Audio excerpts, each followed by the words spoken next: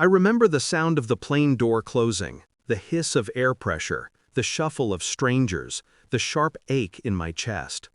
My son had said, "I'll meet you outside, Mom, just wait near the cafe." That was 4 hours before I realized he was never coming back. I stood there in a foreign airport clutching my purse, empty except for a lip balm and a tissue. My wallet, passport, and phone were gone. So was he. I didn't panic, not yet. I sat down, feeling the weight of silence pressing on my ribs. The truth settled in slowly, like poison. He wanted to get rid of me. His name is Ethan, my only child. I raised him alone after his father died. Every meal, every tuition fee, every sleepless night, I carried it all. I built my house brick by brick after the fire insurance came through, promising myself it would be our home. He used to say, "One day, Mom, I'll take care of you." I believed him. But lately he'd grown distant, calls unanswered, visits shorter. The last time we spoke before the trip, he said, "You should travel more, Mom. See the world before it's too late." I should have heard the subtext. When I woke up in that airport bathroom at 3 a.m., still in the same clothes, I stopped feeling sorry for myself. I was angry, yes, but not uncontrolled. I was focused. I went to the embassy, explained what happened. They took pity on the quiet woman with tired eyes and trembling hands. Within 48 hours, I had temporary documents and a flight home. Ethan hadn't expected that. When I arrived back, it was night. My house lights were on. My house. I could see shadows moving inside through the curtains. I didn't go in. Not yet. I stayed at a friend's guest house for 3 days.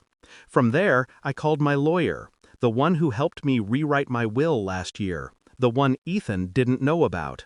I'd already suspected his greed, so I'd added a clause: the house and assets would only pass to him after my death, and only if I remained the sole occupant until then.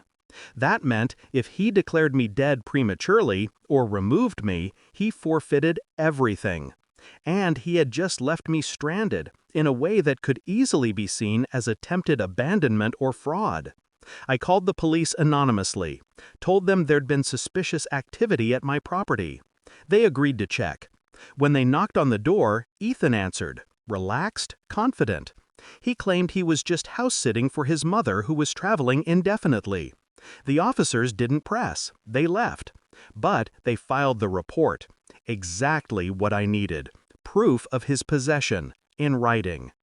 Then I waited until he left one evening. I had a spare key. I went home. When he returned 2 days later, luggage in hand, humming to himself, he didn't expect to see the lights on. He froze when he saw me standing in the living room. "Oh," I said softly, "you're back." He stared, speechless. I could see it in his eyes, the calculation, the panic. He thought I'd died out there, or maybe he just hoped I had. "I have a surprise for you," I added. He swallowed. "Mom, Don't," I cut in. "You left me in another country without money or papers. You stole my passport. You emptied my account. And for what?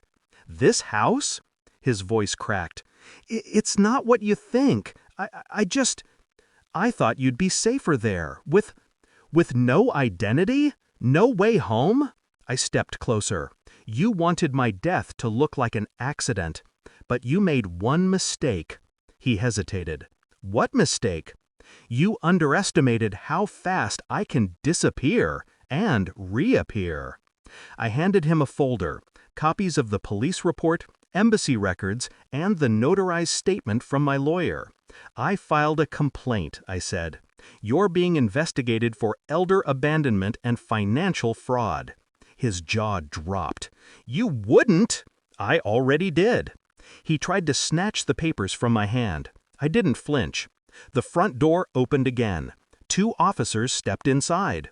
They'd been waiting outside, just as we arranged. Ethan froze. "Mom, please, I can fix this." I looked at him for a long moment. "So could I said. And I did. They let him out without a fight. The house was silent again. I stood by the window, watching the patrol car disappear down the street. For the first time in months, I felt steady. I made myself tea and sat on the couch, tracing the wood grain of the table I once saved for years to buy.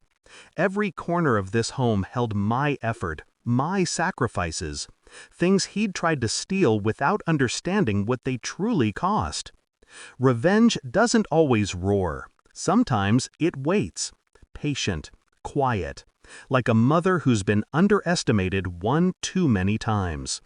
Ethan called it inheritance. I called it justice.